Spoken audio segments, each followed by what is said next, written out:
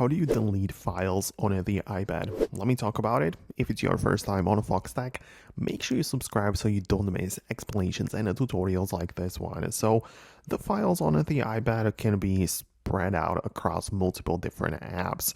Most likely the Files app is going to contain them because that is the default file browser, so you can get inside as such, and you can either browse the iCloud storage or local, which is called on my iPad. And in case you want to delete anything, what you're going to do is to hold it down on the folder or the individual files, and you can see a menu of icons and buttons appears, and at the bottom we have the delete thing with the trash can, so you can tap on it, and that's how you can delete files from your iPad. So you can delete the whole folders, or as I said, individual things, or you can as well, as usual, click on select and delete individual things, or select them and remove those.